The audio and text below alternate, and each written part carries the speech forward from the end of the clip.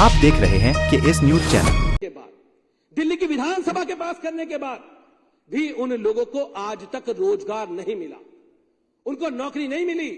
मैं तो कहना चाहता हूं भाजपा के लोगों से भी और एलजी साहब से भी कहना चाहता हूं, एलजी साहब अगर आपकी मंशा उनको रोजगार देने की है तो आप एक मीटिंग तो उन लोगों से कर लो, एक बातचीत तो उनसे कर लो, उनको बैठा तो लो, कम से कम हमें भी बुला लो। और मैं तो कह रहा हूं सदन के अंदर, आपको बताओ क्या चाहिए सरकार से, क्या चाहिए आपको इस सरकार से। आप जहां कहेंगे, जैसे कहेंगे, हमने कहा बार बार, मंत्री जी ने भी कहा कि हम वहां साइन करने के तैयार हैं, आप बताइए। लेकिन जब भी चर्चा की बात होती भाग जाते हैं अध्यक्ष जी, खड़े हो जाते हैं यहां से। और मैं तो कहता हूं आज एलजी साहब, अगर आपकी नियत है, छोड़ो, आप मीटिंग नहीं कर सकते। आप रोज कहीं कूड़े का ट्वीट करते हो, कहीं नाले का ट्वीट करते हो, कहीं किसी चीज का ट्वीट करते हो। दिल्ली की कानून व्यवस्था में आपका ध्यान नहीं है, बस मार से नौकरी चलेगी ध्यान नहीं है। कहीं 2 लोगों को नौकरी दोगे, आप डालोगे ट्वीट, मैंने 2 लोगों को नौकरी दी। अरे अगर नौकरी 2 को दी तो 10,000 लोगों की नौकरी छीनने वाले भी आप हो। उनका पाप आपको लगेगा और भाजपा के लोगों को लगेगा उनका पाप। उनका घर चलना मुश्किल हो गया है। लेकिन आज ये लोग बैठे हुए हैं लट्टन साहब कुर्सी पे, उनको लग रहा है कि मुझसे बड़ा कोई है नहीं। अध्यक्ष जी, समय सबका आता, मैं बता देता हूं। दिल्ली की जनता के अधिकारों को छीनने का काम, दिल्ली की सरकार के अधिकारों को छीनने का काम हमें नहीं पता था इस मंशा से किया जा रहा है। इसी मंशा से सुप्रीम कोर्ट के 5 जज के फैसले को पलटने का काम आधी रात को केंद्र की सरकार ने किया। उनको लगता था कि कहीं ये लोगों को रोजगार न दे दें, उनको हटाने के लिए इन लोगों ने किया। पूरी मंशा के साथ, पूरी प्लानिंग के साथ अध्यक्ष जी ये करने का काम किया गया। और मैं कहता हूं एलजी साहब, आज आप ट्वीट करें, आज आप ट्वीट करके कहें कि मैं इनको रोजगार देना चाहता हूं, और आप बताएं कि आपको क्या दिक्कतें आ रही हैं, किसका अप्रूवल आपको चाहिए, ये बताएं। और बीजेपी के लोग भाग गए यहां से अभी अध्यक्ष जी ड्रामा करके, नौटंकी करके। मैं तो कहता हूं अगर बीजेपी के लोग, तुम्हारे अंदर हिम्मत है और तुम्हारे अंदर शर्म है जरा सी भी, दया की भावना जरा सी भी है, तो उन 10,000 लोगों के परिवार की तरफ देखो, उनके घर की तरफ देखो, उनके बच्चों की तरफ देखो। अध्यक्ष जी, उनके बच्चों की तरफ, उनकी स्कूल की फीस नहीं जा रही है, घर में खाना नहीं है उन लोगों के, लेकिन इनको इससे फर्क नहीं पड़ता। ये बड़े लोग हैं। सांसद का चुनाव था, बिजुड़ी जी सदन में नहीं है, उन्होंने कहा कि मैं सांसद बन जाऊंगा, तुम्हें रोजगार दिलवाऊंगा, वापस कराऊंगा तुम्हारा। अरे आप तो साथ के साथ तुम्हारे सांसद बन गए, अब क्या दिक्कत आ रही है। तो मैं तो कहता हूं अध्यक्ष जी कि आज बीजेपी के लोग यहां पर आए और यहां आके वादा करें कि रोजगार देना चाहते हैं, और अभी के अभी चले एलजी साहब के पास। यहां से कहां दिक्कत आ रही है, कहां अर्जन आ रही है, कौन सा ऐसा अधिकारी जो फाइल को रोक के बैठा हुआ है, कौन नहीं चाहता रोजगार दिलाना उनको। ये बात इस सदन में अध्यक्ष जी स्पष्ट होनी चाहिए। और मैं ये कहना चाहता हूं कि बहुत महत्वपूर्ण चर्चा का विषय है, और इस मुद्दे को मुझे लगता है 10,000 लोगों के घर परिवार से जुड़ा हुआ मुद्दा है, और हम कहते हैं कि हम इस पर कोई राजनीति नहीं करना चाहते। हम चाहते हैं कि सारा क्रेडिट बीजेपी के लोग ले लें, लेकिन उसका रोजगार वापस कर दें। सारा क्रेडिट इन लोगों का, सारा क्रेडिट ये लोग ले लें। 10,000 लोगों को रोजगार अरविंद केजरीवाल जी ने दिया था, इन्होंने एक झटके में छीनने का काम किया। उनका रोजगार वापस होना चाहिए। इसी के साथ मैं फिर कहता हूं कि बीजेपी के लोग अगर उनका रोजगार चाहते हैं तो इस सदन में आए, अपनी बात कहें और चले हमारे साथ एलजी साहब के पास। आज हम सब लोग चलने को तैयार है एलजी साहब के पास, उनके रोजगार के लिए हम सब लोग जाएंगे और चल के रोजगार उनको वापस कराएं, आज की आज कराएं, अभी के अभी कराने का काम करें। बहुत बहुत धन्यवाद, बहुत बहुत आभार। धन्यवाद। श्री अब्दुल रहमान जी।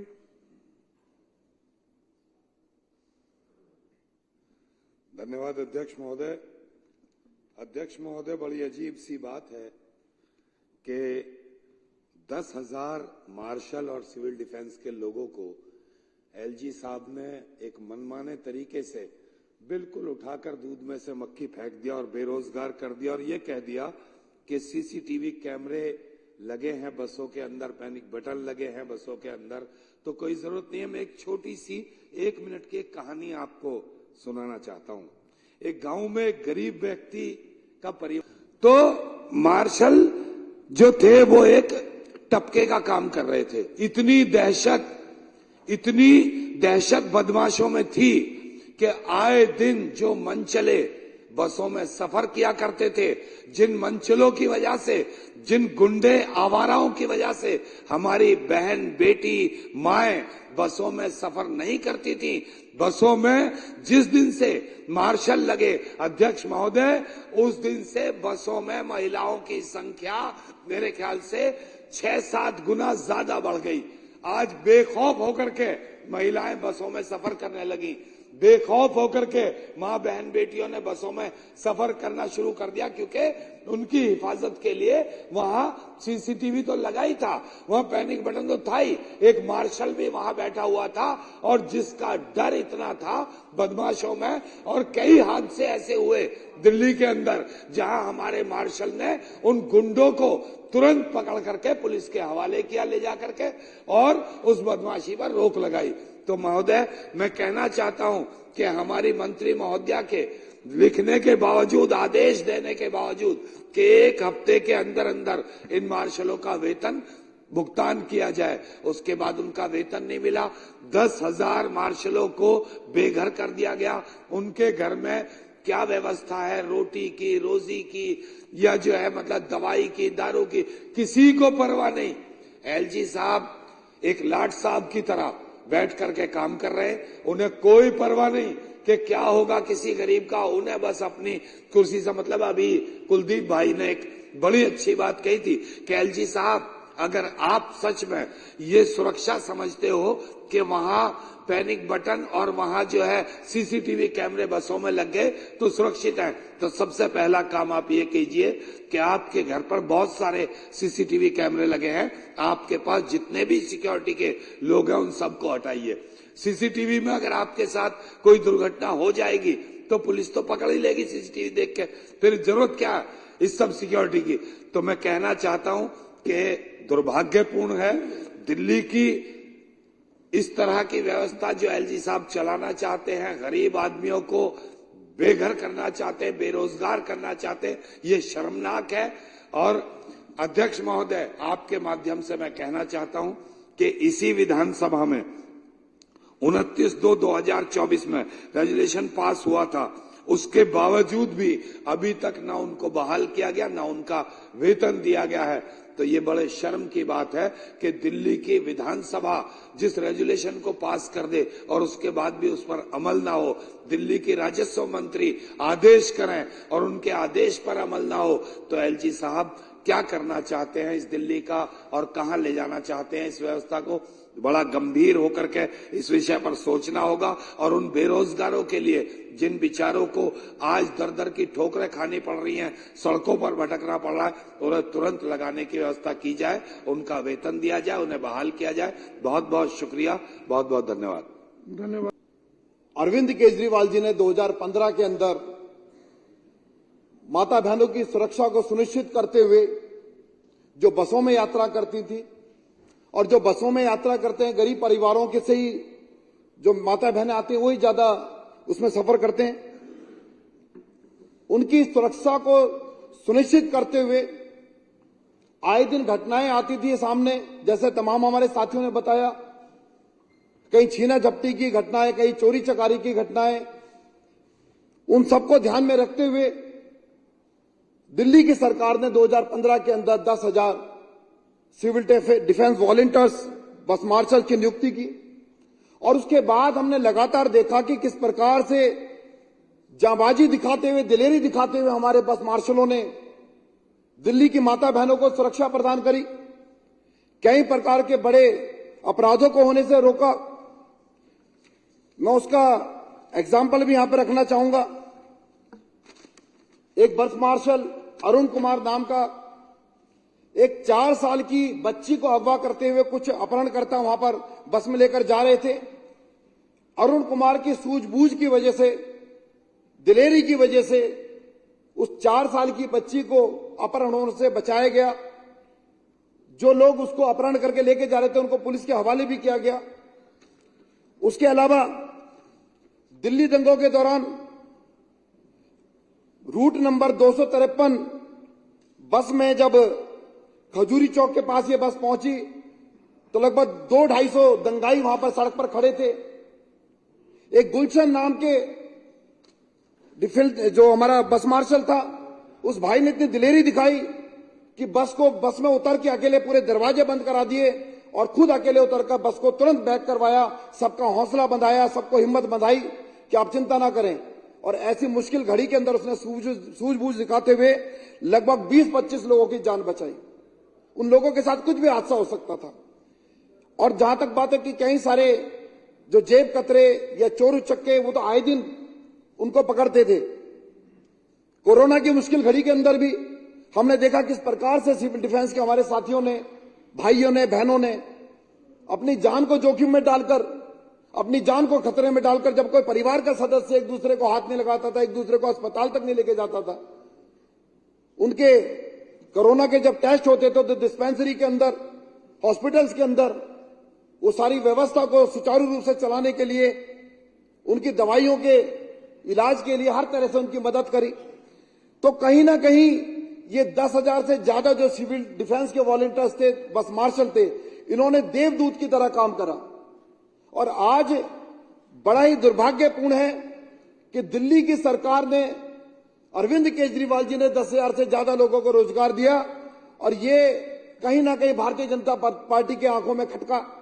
एलजी साहब ने एक तुगलकी फरमान निकालकर, तरह तरह के बहाने बनाकर इनको तुरंत नौकरी से निकाल दिया, और ये नहीं सोचा कि ये 10,000 लोग हैं, और अगर हर आदमी के साथ 5-5, 6-6 लोगों का परिवार जोड़े तो लगभग 60-70 हजार लोगों के पेट पे लात मारने का काम इन्होंने किया। बहुत सारे हमारे सिविल डिफेंस के वॉलंटियर्स हमारे पास आते हैं, बस मार्शल हमारे कार्यालय में आते हैं, वो हमें अपनी आप बीती बताते हैं किस प्रकार से बच्चों की फीस वो नहीं भर पा रहे हैं, किस प्रकार से उनको खर्चे के लिए उनके पैसे नहीं होते हैं, किस प्रकार से राशन तक उनके घर में नहीं आ पाता है। कई सारे हमारे सिविल डिफेंस के साथियों ने, बस मार्शलों ने आत्महत्या की कोशिश तक की, उसके बाद भी इनका मन नहीं पसी जाए। और जब इनको हटा दिया गया, हम लगातार इस सदन के माध्यम से उनका समर्थन कर रहे हैं कि फिर से 10,000 लोगों को बहाल किया जाना चाहिए। जैसा अभी हमारे साथी बता रहे थे कि हमने इसी विधानसभा के अंदर एक विधेयक पास किया, रेजोल्यूशन पास किया कि 10,000 लोगों को तुरंत इनकी नौकरी पर बहाल किया जाना चाहिए। उसके बाद इसकी कॉपी भी भेजी गई, एलजी साहब को भी कॉपी भेजी गई, उसके बाद भी इन्होंने कभी इसके और संज्ञान नहीं लिया। और ये दर्शाता है कि ये 10,000 लोगों को गुमराह करने की कोशिश कर रहे हैं। माननीय हमारे मंत्री जी यहां पर बैठे, सौरभ भारद्वाज जी, अभी 11 तारीख की बात है, इसी महीने, जब अपनी जायज मांगों को लेकर हमारे सिविल डिफेंस के वॉलंटियर्स, हमारे साथी बस मार्शल एलजी हाउस का अपनी याचिका लेकर पहुंचे, तो वहां पर भारतीय जनता पार्टी के लोगों को भी आमंत्रित किया गया। दिल्ली यूनिवर्सिटी में सड़कें बहुत शानदार हुआ करती थी। मेरे पास जेल से छूटने के बाद कुछ लोग आए, उन्होंने बताया कि दिल्ली यूनिवर्सिटी की सड़कें खराब हो गई हैं। मैं आज रोड इंस्पेक्शन करने गया था और बहुत बुरा हाल था सड़कों का। तो मैंने मुख्यमंत्री जी को कहा कि इनको तुरंत ठीक करवाया जाए। उन्होंने आदेश दिए हैं और मैं उम्मीद करता हूं कि उस सड़क को जल्द ठीक करवाया जाएगा। हैं जी, मैंने उससे पूछा, मैंने कहा मुझे गिरफ्तार करके क्या मिला आपको, कुछ फायदा हुआ? बोले आपके पीछे से हमने पूरी दिल्ली सरकार डिरेल कर दी, हमने आपके पीछे से दिल्ली ठप कर दी। बड़ा खुश हो रहा था। मुझे बड़ा दुख हुआ सुन के, आक्रोश भी हुआ और स्तब्ध रह गया मैं। देश की राजधानी के 2 करोड़ लोगों की जिंदगी खराब करके उनको खुशी हो रही है। ऐसी कैसी पार्टी हो सकती है, ऐसे कैसे नेता हो सकते हैं जो दिल्ली ठप करके, दिल्ली के 2 करोड़ लोगों की जिंदगी खराब करके, परेशान करके, और वो खुश हो रहे हैं? क्या इतनी राजनीति इस स्तर पे गिर सकती है कि वोट लेने के लिए उनका मकसद क्या? उनका मकसद था कि हमारे को बदनाम करना, आम आदमी पार्टी की सरकार को बदनाम करना, ताकि उनको वोट मिल जाए। नॉर्मल वो देख चुके 3 चुनाव से लगातार, 3 क्या, ये तो 25-27 साल से, 97 से बाहर हैं, तो 23 और 4 27 साल से वनवास है। 27 साल से इनको दिल्ली की जनता वोट नहीं दे रही। अब ये दिल्ली की जनता को परेशान करके वोट लेना चाहते हैं। अरे आपके पास तो केंद्र सरकार है यार, केंद्र सरकार के पास अथाह पैसा है। केजरीवाल 500 मोहल्ला क्लिनिक बनाता है, आप 5000 मोहल्ला क्लिनिक बनाओ ना दिल्ली में, कौन मना कर रहा है? ये मनीष सिसोदिया ने 700 स्कूल बनाए, आप 7000 स्कूल बनाओ ना दिल्ली में, कोई हमको पूछेगा ही नहीं। आज 500 मोहल्ला क्लिनिक अगर मैंने बनाए, आप उन 500 मोहल्ला क्लिनिक की दवाइयां बंद करके केजरीवाल को बदनाम करके वोट लेना चाहते हो, ये गलत बात है। ये जनता भी देख रही है, सब साफ हो जाता है जनता के सामने। आपको लगता है आप ही होशियार हो, जनता। बीजेपी वालों शर्म करो, बीजेपी वाले शर्म करो, बस मार्शलों को नौकरी दो, बस मार्शलों को नौकरी दो, बस मार्शलों को नौकरी दो। मैं बीजेपी वालों शर्म करो, माननीय सदस्यों से प्रार्थना कर रहा हूं बीजेपी वालों शर्म करो, मैं माननीय सदस्यों से बीजेपी प्रार्थना वालों कर रहा शर्म हूं, करो। कृपया बैठे। बस मार्शलों को बहाल करो, माननीय सदस्यों से प्रार्थना, बस मार्शलों की नौकरी बहाल करो, स्थान पर बैठे। बस मार्शलों की नौकरी बहाल करो। बीजेपी वालों शर्म करो, शर्म नहीं तो डूब मरो। बस मार्शलों की नौकरी पक्की होने दो, बस मार्शलों को बहाल करो। बीजेपी वालों शर्म करो, शर्म नहीं तो डूब मरो। बस मार्शलों को बहाल करो, बस मार्शलों को बहाल करो, अपने स्थान पर बस मार्शलों को बहाल करो। सभी से प्रार्थना है। बीजेपी मुर्दाबाद, बीजेपी हाय हाय। बस मार्शल को नौकरी दो, बस मार्शल को नौकरी दो, सभी माननीय सदस्यों से बस प्रार्थना है, मार्शल को नौकरी दो। कृपया अपने स्थान पर बैठे।